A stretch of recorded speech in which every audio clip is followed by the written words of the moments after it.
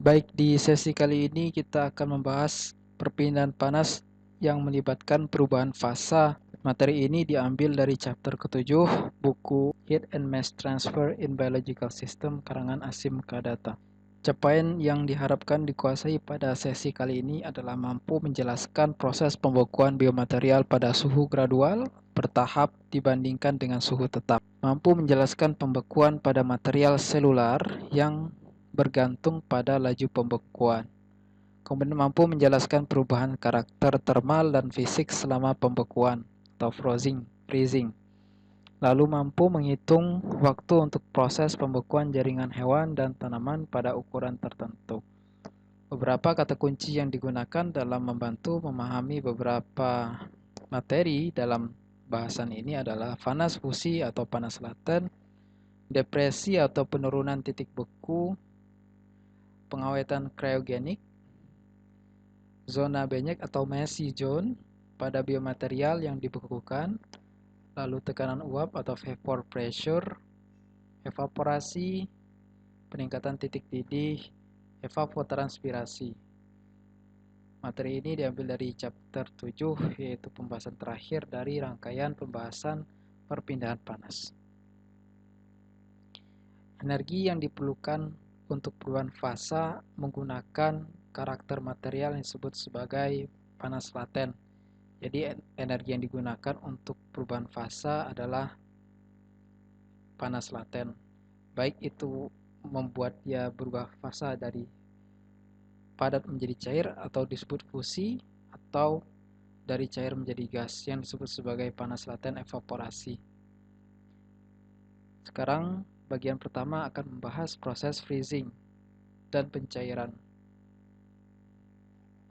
Freezing di sini bisa terjadi pada cairan murni, lalu terjadi pada larutan, atau bisa terjadi pada biomaterial atau komposit. Dan salah satu aplikasi dari mekanisme ini adalah cryopreservatif atau pengawetan pada suhu dingin, pada suhu di bawah 0 derajat. Atau pengawetan pada suhu rendah, yang mana ini umum diterapkan pada biological material seperti sel hewan atau komponen-komponennya, yang mana setelah diawetkan ketika dikembalikan ke temperatur normal, temperatur suhu kamar, fungsi-fungsi biologisnya masih bisa terjaga, masih bisa digunakan dengan baik. Panas laten, baik itu panas fusi maupun panas evaporasi, adalah panas yang mana ketika memberikan panas itu hanya mengakibatkan perubahan fasa, tidak mengakibatkan perubahan temperatur. Oleh karena itu, di sini kita lihat ketika berada pada temperatur yang konstan untuk panas fusi dan panas evaporasi, terjadi peningkatan entalpi. Nah, peningkatan entalpi inilah yang terjadi pada temperatur konstan, berarti itu adalah panas laten.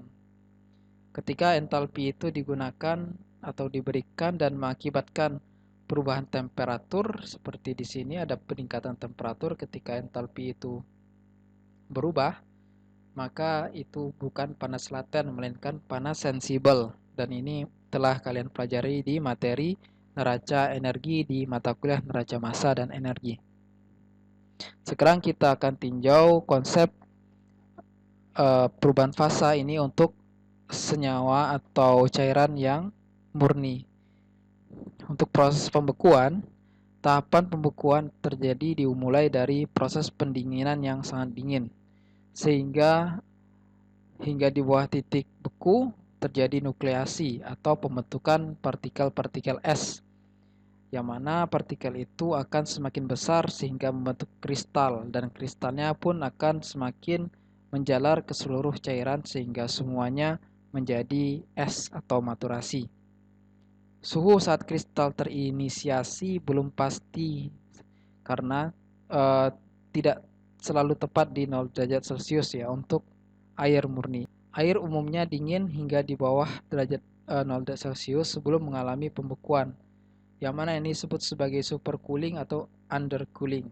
Secara teoritis memang titik beku adalah untuk air adalah 0 derajat Celcius, namun pada kenyataannya terkadang ketika dia berada di bawah 0 derajat Celcius, dia baru mengalami pembekuan atau supercooling atau juga undercooling. Air dengan kemurnian ultra yang tidak akan beku, air dengan kemurnian ultra tidak akan mengalami pembekuan hingga titik 0 minus 40 derajat Celcius. Dan untuk air yang bukan dengan grade atau spesifikasi ultra pure atau ultra murni bisa membentuk kristal pada saat minus 2 hingga 3 derajat Celcius. Dan ketika mengalami proses pembekuan, terdapat perubahan karakter termal. Selain karakter termal juga karakter fisik seperti mengalami peningkatan volume sebesar 9%.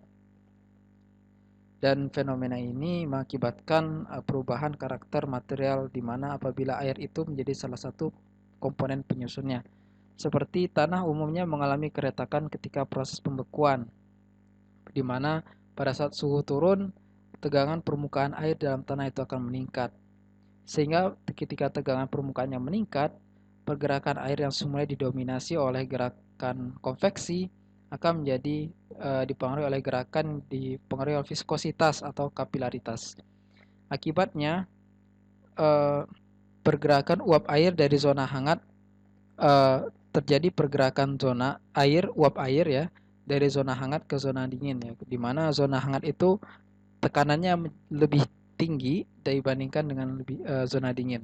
Akibatnya menimbulkan celah di tanah dan konsekuensi parahnya akan terjadi keretakan pada tanah. Perubahan karakter selama pembekuan kita tinjau dari karakter termalnya, seperti thermal conductivity bisa dilihat sebagai berikut.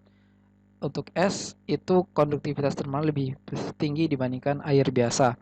Sedangkan untuk volume sendiri ketika dia mengalami pembekuan akan mengalami peningkatan volume.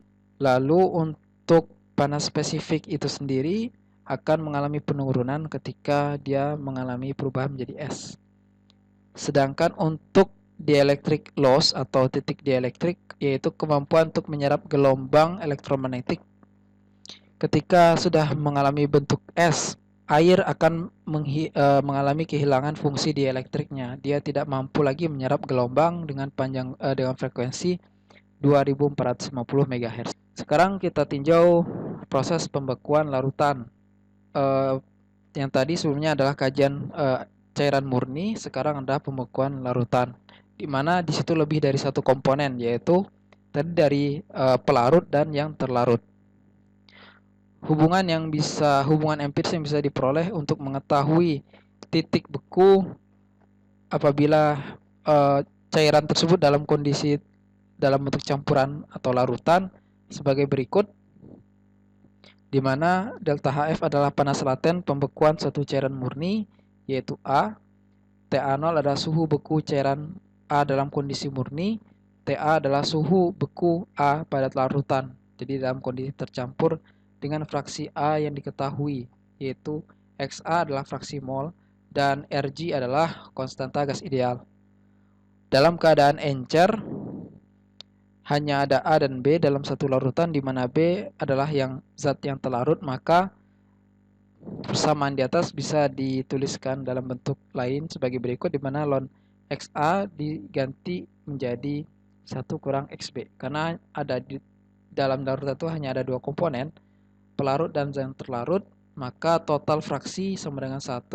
Apabila salah satu fraksi diketahui, maka yang lain adalah 1 kurang fraksi yang diketahui.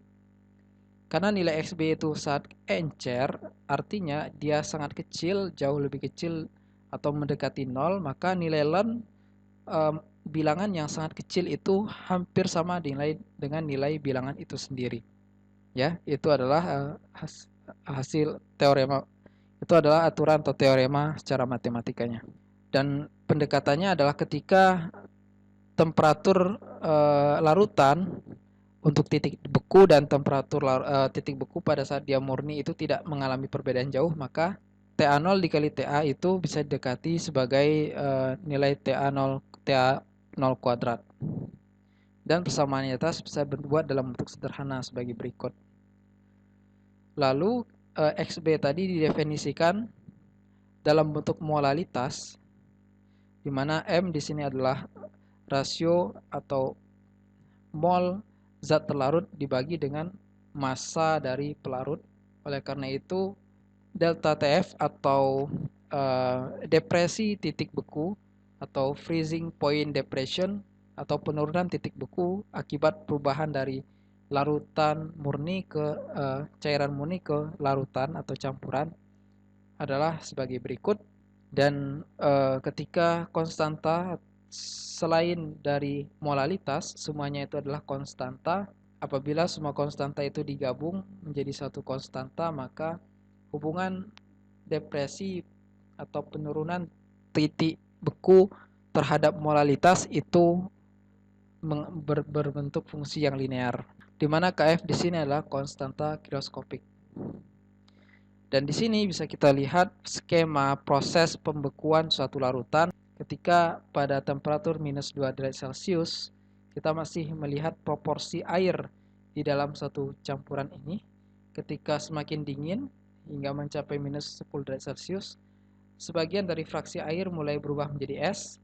Oleh karena itu, larutan itu menjadi semakin pekat karena diasumsikan hanya air murni yang terlebih dahulu membeku, sehingga yang terlarut tadi tercampur dengan air yang semakin sedikit proporsinya, sehingga semakin pekat. Demikian hingga semakin rendah temperaturnya, maka hanya air yang terikat atau bond water yang tersisa, dan titik terendah ini disebut sebagai titik euktetik, di mana yang terlarut itu komponennya terdiri dari yang terlarut dan bond water atau air yang dalam bentuk hidrasi saja. Jadi kalau Anda lihat senyawa kimia tersebut ada yang berupa anhidrat, ada yang dalam bentuk hidrat seperti ditambah dengan molekulnya itu struktur molekul itu ditambah dengan 7H2O sekian H2O, itu adalah bentuk hidrasinya seperti itu. Nah, ketika pembekuan itu dilakukan sampai pada titik temperatur di mana komposisi larutan itu hanya terdiri dari solut dan air hidrasinya saja atau bond water saja, maka itu adalah titik euktetik dan kondisi itu disebut sebagai kondisi euktetik. Sekarang Anda diminta mencoba menghitung persen air yang membeku pada suhu yang diketahui untuk satu larutan tertentu. Larutannya adalah jus anggur yang akan dibekukan dengan kondisi air pertama kali di dalam larutan tersebut sebesar 85% dan berat molekul efektif yang terlarut itu sebesar 183,61 kg per kilomol.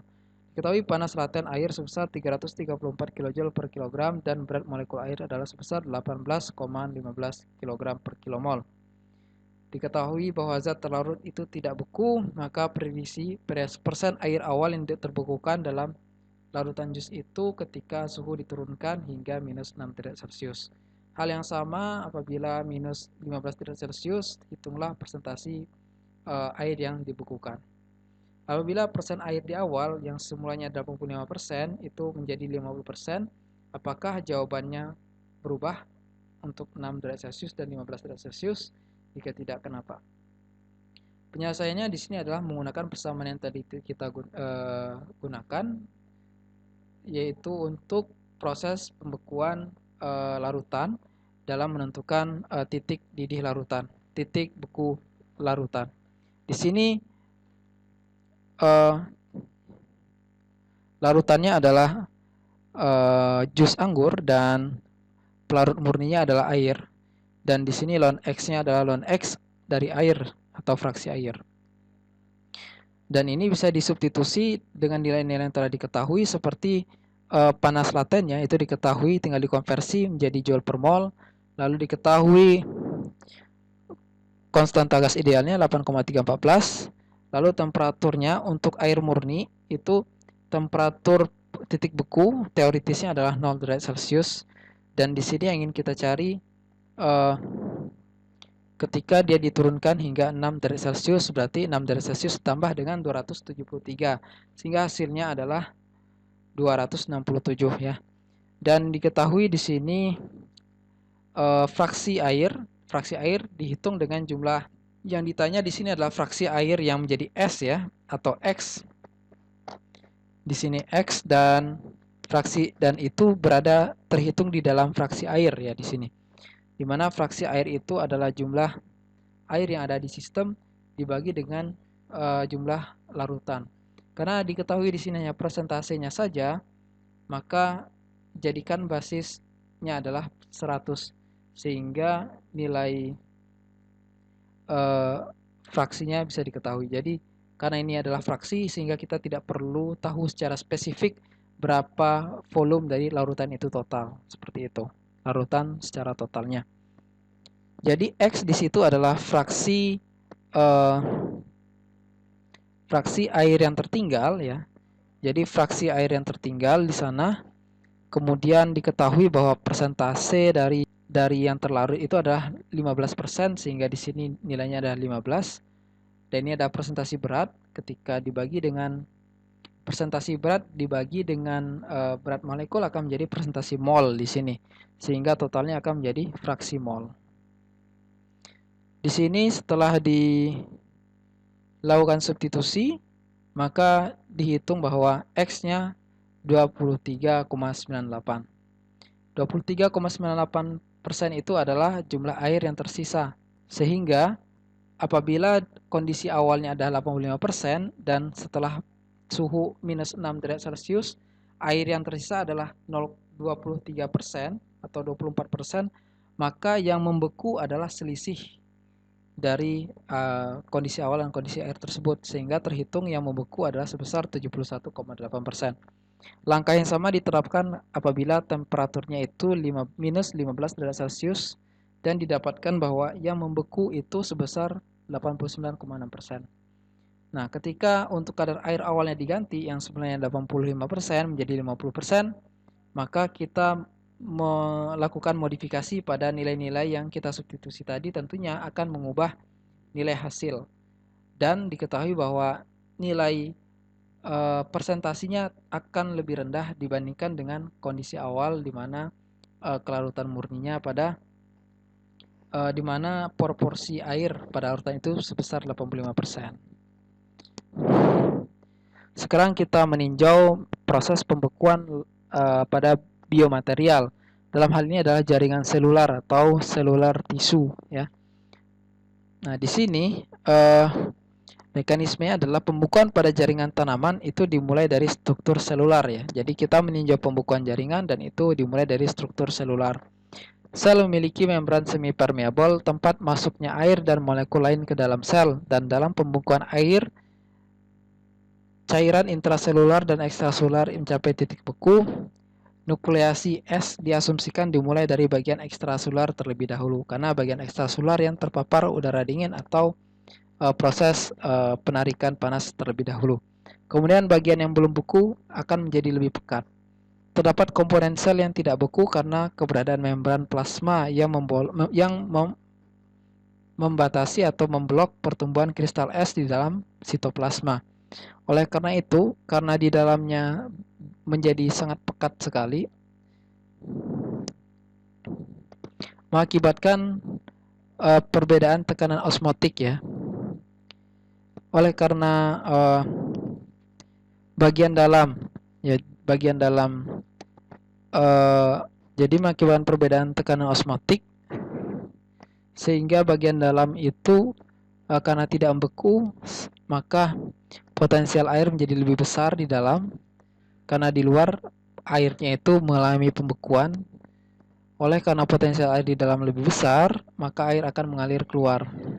Nah, kondisi ini disebut sebagai proses dehidrasi karena air terlepas dari sel sebagai akibat pendinginan. Dan seketika saat di luar, air akan mengalami pembekuan. Nah, hal ini apabila dibiarkan dalam kondisi yang lama, membran tersebut akan rusak karena air akan menerobos ke luar membran sebagai akibat perbedaan potensial. Kemudian laju pendinginan dan keberhasilan pembekuan. Kita lihat di sini, material selular di sini mengalami proses pembekuan. Sebagaimana tadi mekanisme yang dijelaskan bahwa ketika pembekuan itu terjadi, maka akan ada pelepasan material air dari dalam sel keluar sel. Nah, ini terjadi apabila semakin lama proses pembekuan itu. Jadi proses pendinginannya berlangsung cukup lama, sehingga air yang terlepas di dalam sel itu sangat banyak sekali. Nah, ketika proses pendinginan atau pembekuan itu dilakukan secara seketika di dalam material sel, jadi temperatur yang sangat dingin itu akan menembus membran plasma yang memblok pertumbuhan kristal es tadi. Sehingga di dalam sel di dalam sitoplasma pun juga akan mengalami nukleasi juga. Akibatnya air akan lebih dahulu mengalami transformasi menjadi es sehingga dia tidak akan keluar secara cepat atau sebagian besar air tidak akan keluar dari dalam sel seperti itu sehingga volumenya tidak akan menyusut drastis ketika proses pendinginannya dilakukan secara perlahan-lahan. Dan ini yang terjadi ketika misalnya kita melakukan pendinginan apakah itu potongan daging ke dalam kulkas dan itu tidak mengalami pembekuan secara langsung. Berbeda dengan kalau misalnya kita masukkannya ke dalam freeze dryer ya, seketika dia dinginnya. Namun dalam hal ini ketika dia tidak mengalami dingin secara langsung, ketika itu dikembalikan ke kondisi awalnya, ke temperatur ruang, maka kekenyalan ataupun kesegarannya itu akan berkurang ya. Dia tidak lentur sebagaimana itu dimasukkan ke dalam freezer karena di dalam freezer dia mengalami pendinginan yang gradual atau secara lambat. Nah, seperti ini contohnya, ini adalah kentang yang mana ini dicelupkan di dalam nitrogen cair. Dia mengalami proses pendinginan secara seketika ya. Apabila dia dilakukan di dalam freezer, tentu volumenya akan jauh lebih kecil lagi daripada volume ini. Kemudian kita mencoba melihat profil suhu dan menghitung waktu proses pembekuan. Di sini tinjauan sederhana menggunakan cairan murni terlebih dahulu, yaitu waktu pembekuan suatu lempeng tak hingga, yaitu lempeng dengan ukuran tertentu ya. Jadi lempeng dengan ukuran yang tidak tertentu ya dari cairan murni ya.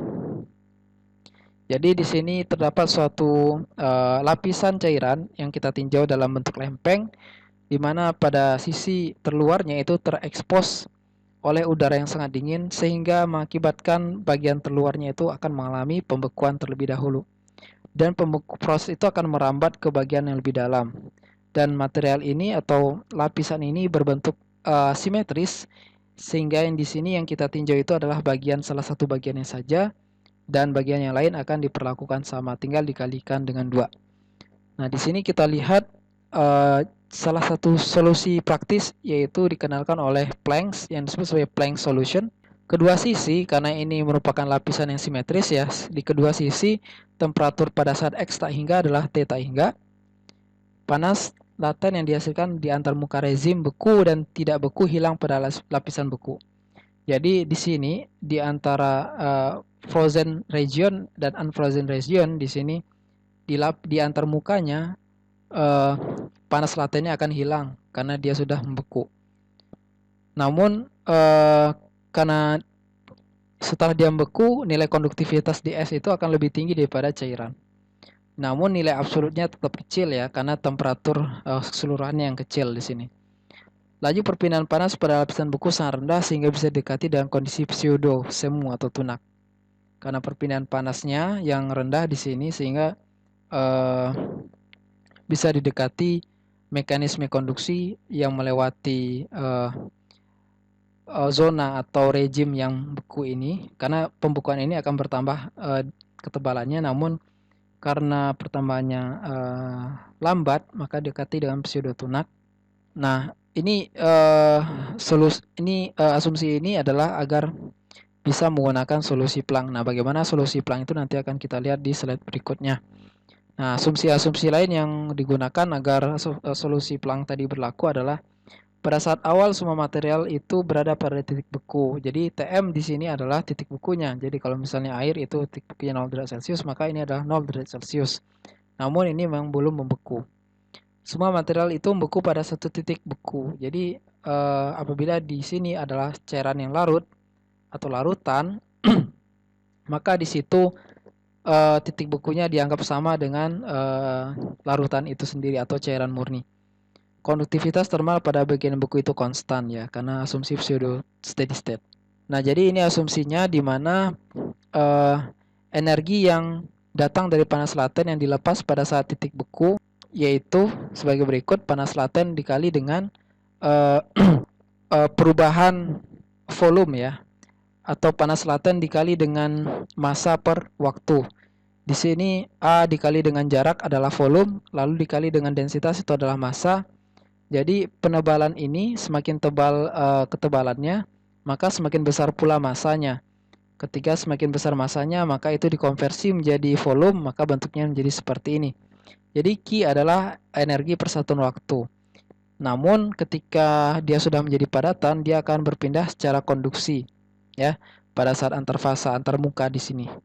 Sehingga dalam lapisan yang sama, dia juga mengalami konduksi di manakah adalah konduktivitas frozen zone dikali dengan luas permukaan dikali dengan perbedaan temperatur dibagi dengan jarak. Luas permukaan ya. Dan ini satuannya adalah energi per waktu ya. Dan kedua definisi ini dipersamakan karena terdiri pada satu X yang sama. Dan delta HF itu bernilai positif karena di sini setelah diberikan deskripsi bahwa ini dilepaskan. Karena ini dilepaskan maka otomatis Q di sini positif. Namun karena kalau ini dinyatakan nilainya saja, panas latennya saja nilainya, maka di sini Q-nya adalah bernilai negatif ya. Namun karena ini ada secara eksplisit dilepaskan, maka karena dilepaskan maka di sini harus positif ya. Setelah dipersamakan, kemudian disusun ulang dan diintegrasikan masing-masing terhadap dt dan dx. Karena masing-masing ruas tidak mempengaruhi ruas kanan dan kiri masing-masing, maka ini bisa diintegrasikan secara independen, dalam arti ini adalah turunan biasa, bukan parsial. Sehingga diperoleh bentuknya seperti ini. Ini adalah cara mendefinisikan waktu untuk proses pembekuan cairan murni. Nah, apabila yang diketahui itu bukan temperatur, melainkan mekanisme konveksi, maka kita menggunakan definisi konveksi untuk material komposit yang telah disampaikan di minggu ketiga, sehingga diperoleh definisi Q untuk material komposit, di mana di situ melibatkan proses konveksi di bagian permukaan terluar, dan itu dipersamakan dengan proses pembentukan es dengan melibatkan panas laten tadi. Hal yang sama dilakukan diintegrasi terhadap kanan dan kiri X dan DT, lalu didapatkan. Sekarang kita meninjau untuk koordinat silinder. Ini diterapkan salah satu aplikasinya yaitu proses pembedahan kriogen dengan menerapkan instrumen bedah atau pisau dalam bentuk silinder. Jadi di dalam silinder itu diberikan cairan dengan temperatur yang sangat dingin. Di sini seperti nitrogen cair, di mana ini mengakibatkan proses pembekuan jaringan di sekitarnya secara silinder, menebal dalam arah radial seperti itu. Pendekatan yang sama diminta untuk menentukan temperatur waktu yang waktu proses pembekuan ya. Jadi seberapa tebal zona beku tersebut, berapa waktu yang diperlukan untuk mendapatkan ketebalan itu. Hal yang sama dilakukan dengan ketika menerapkan untuk lapisan atau lempeng tadi. Di sini dimulai dari neraca energi untuk silinder, in out generasi sama dengan akumulasi, di mana yang masuk itu 0 ya, yang keluar itu adalah karena proses pembekuan. Jadi kita buat elemen silinder dulu. Jadi kita tinjau untuk ketebalan di sini ya. Jadi di zona frozen ini dengan ketebalan tertentu kita buat neraca energinya, di mana yang masuk itu tidak ada, namun yang ada adalah keluar, karena proses pendinginan itu berarti pelepasan panas. Nah, proses pelepasan panas itu secara konduksi di sini dan akumulasi di dalam zona beku tadi terjadi penurunan energi ya, karena memang energinya itu dilepas untuk proses pendinginan. Masing-masing suku itu diperoleh dengan cara sebagai berikut. Tadi akumulasi itu adalah hasil dari panas laten dikali dengan perubahan massa karena dia akan semakin menebal, dan itu bernilai negatif ya karena temperaturnya karena mengalami proses pembekuan seperti itu atau penarikan kalor, tentunya dia mengalami negatif. Jumlah panas yang dikonduksikan keluar dari lapisan beku sepanjang waktu itu sebesar ini. Ini dapatkan dari mana? Ini dari definisi Q untuk koordinat silinder, itu juga telah dibahas di pertemuan ketiga. Dan dari definisi ini disederhanakan menjadi seperti ini, kemudian diintegrasikan.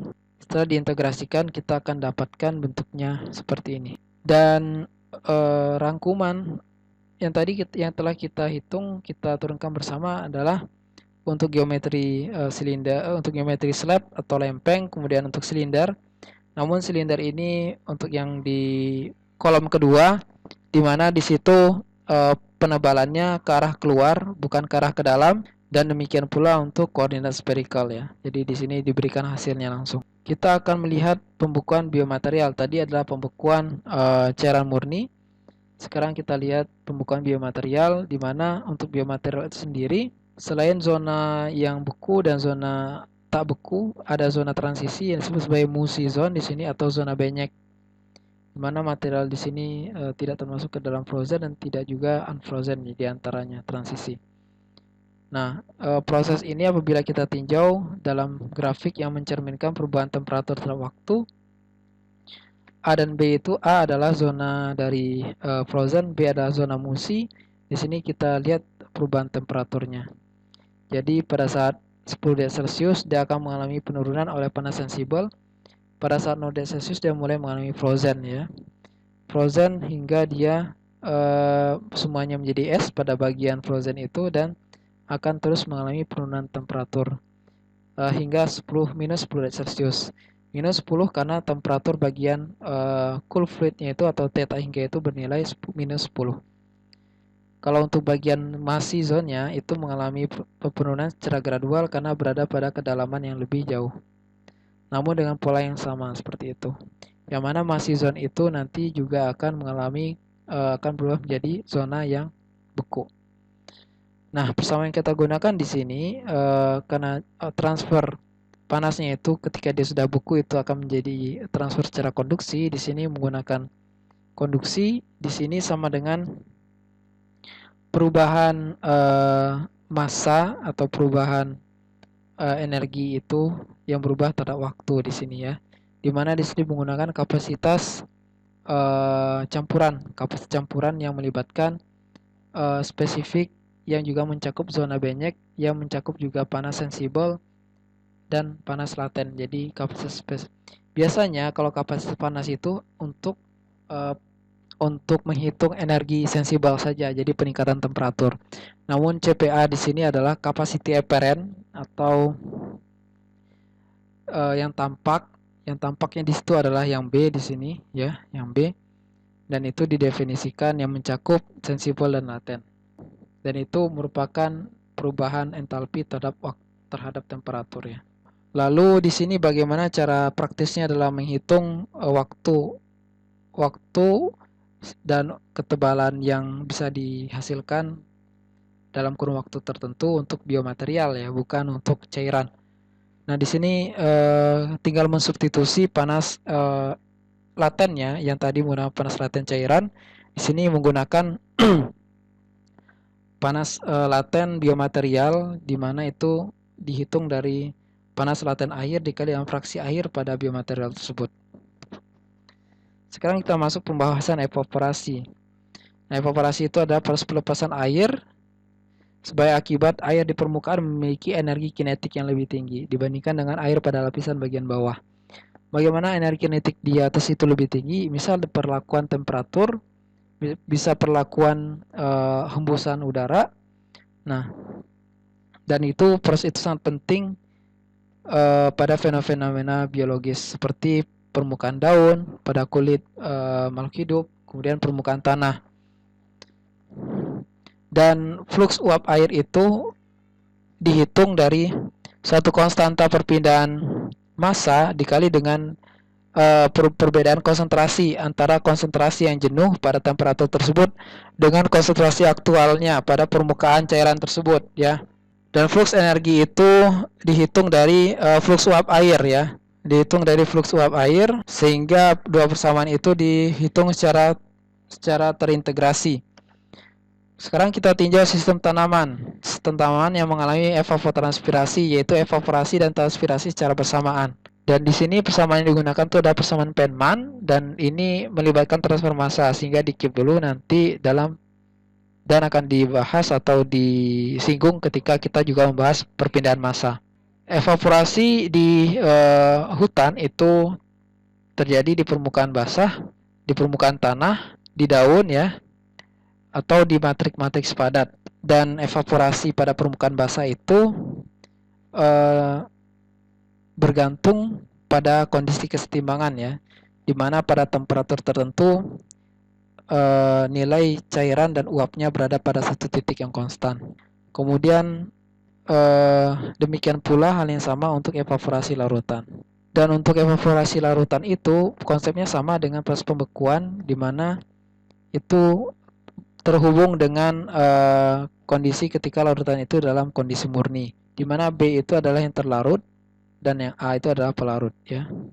Sekian materi untuk chapter ke-7 dan materi untuk perpindahan panas secara keseluruhan.